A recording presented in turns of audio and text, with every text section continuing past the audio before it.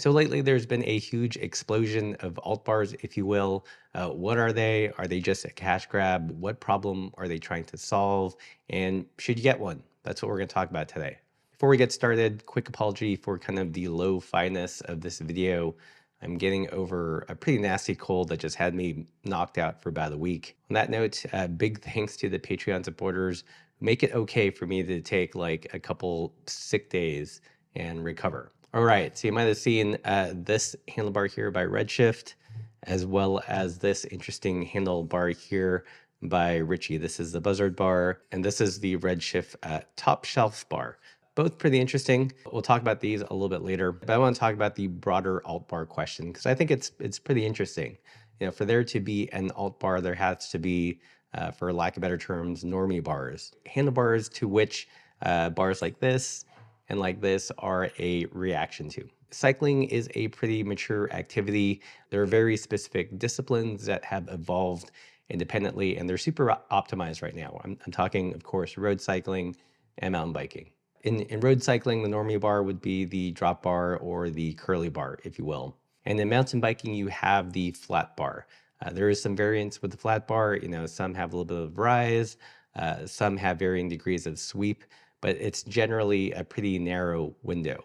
I'd also argue that there is another class of handlebar, let's call it the urban handlebar for lack of better terms, and that would encompass things which some people would call granny bars. So swept back bars, porteur bars, bars of that nature. Where alt bars differ is that they solve problems that those handlebars don't necessarily address. So I think there's like an alt bar variant for each of those classes. Let's take a look at this handlebar here. This is the Richie Coyote bar, and I would classify this as an alt bar. It has more sweep. In this case, I believe it's like 27.5 degrees of back sweep. That is this angle here going back towards the rider. This is a lot more extreme than you would see in a typical mountain bike flat bar. It is a shape that you may see in a city/urban bar, but how an alt bar like this differs from your typical city bar is the width. A good example is a handlebar which is on the Pelago that I've been testing. You know, kind of very similar profile, but a lot narrower. So a handlebar like the Coyote bar is off-road oriented like a mountain bike bar, but has a lot more extreme angles. The back sweep, this bar also has a forward sweep as well as the slightest bit of rise depending on how you orient it. But I think we can all agree this is a pretty big divergence from the typical mountain bike bar. Comparing this to a city bar, definitely much wider, gives you a lot more control on rough terrain, or if you're going bike packing and you've got a front load, this gives you the leverage to muscle the bike around. So that is how an alt bar like this differs from a flat bar and a urban bar. So this handlebar over here is the brand new Richie Buzzard bar, and kind of a similar shape to the Coyote. It again has a little bit of forward sweep as well as back sweep. In this case, 27.5 degrees, you know, identical to the Coyote bar. The biggest difference with this one, however, is if you look at it from the side profile, it has a lot more rise. So this has about 70 millimeters of rise, which is pretty significant when you compare it to the Richie Coyote bar. So bars like this solve the problem of stack height. If you have a bike that has a very low stack, the steer is cut too short, or if you're converting a 90s mountain bike, which notoriously have low stacks per their reach, then a bar like this is a good solution. One feature this bar has that the Coyote also has is this forward sweep. You know, it's not just for aesthetics. This makes it so it's a little bit easier to convert a bike with drop bars. Drop bars, as we know, when you clamp them, you know, there's this forward ramp and then the brake lever itself. So it tends to continuously protrude forward. If you were to do a straight swap with a handlebar that just swept back, you would have to counteract all this forward placement that you lost with a much longer stem. What a bar like the Buzzard bar does, or the Coyote bar, is that it has its forward sweep, so you can almost do a straight replacement without having to get a longer stem because it does protrude outward first. Another interesting evolution that we're seeing in the newer alt bars is this wider clamping area here in the front. Basically, this horizontal space here, you've got a little room to mount a bag, but it's not great. Newer alt bars that are coming out are a little bit more cognizant of that fact and are creating a much wider space here. I think the first handlebars I saw do this was the handlebars by Crust, the Harvey Mushman, which I had for a while. So I think a great kind of actual like technical, I wouldn't call it innovation, but thinking about how people are going to use these handlebars.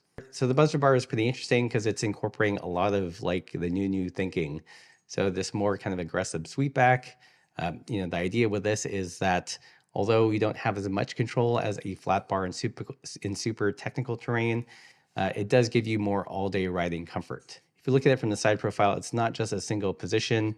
You've got some fore and aft adjustments you can make. Say you want to tuck away from the wind, you can creep forward or stretch your back, as opposed to a flat bar where you're kind of locked into a single reach. So it incorporates the sweep, incorporates the rise.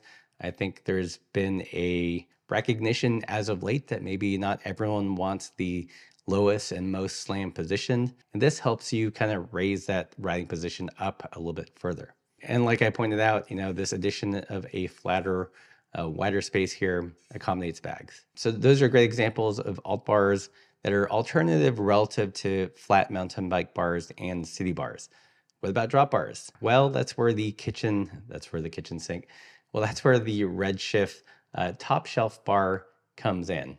This handlebar has a pretty similar kind of profile other than this part to the kitchen sink, which I rode for about a year and loved it. Great solid handlebar. This one definitely tweaks some things a little bit more obvious way, and that is the rise. And that's why we have this kind of mini double stack right here. I think it's interesting that a lot of alt bars are continuously addressing this problem of low stack. We saw in the Richie bar and in this handlebar.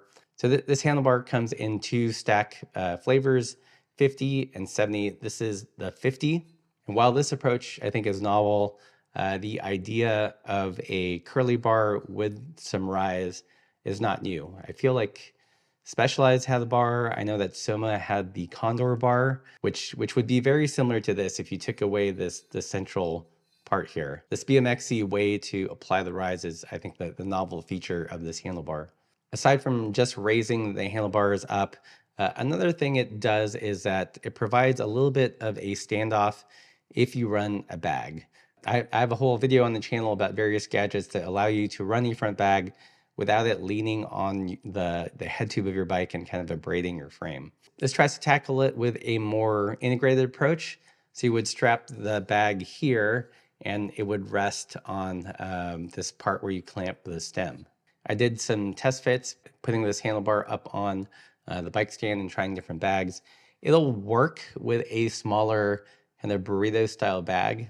But once you start clamping bags like this, like a Caradice style bag on the front, it won't work.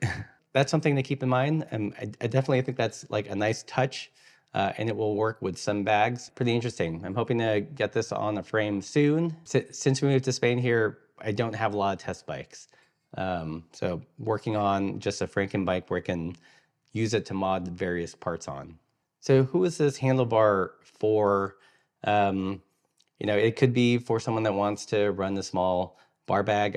I don't think I would necessarily get this just for that feature, but I do think a handlebar like this does solve some interesting problems. So let's say you've aged, you've lost some flexibility, maybe you've hurt yourself, and when you bought the bike, you cut the steer tube really low. This will help you raise the handlebars beyond the limits of just flipping the stem up. Again, this is the 50. There is one with even more rise to it. I think that's an interesting use for this. Another place where I see a handlebar like this useful is if you get a bike with a carbon fork and it has a carbon steerer.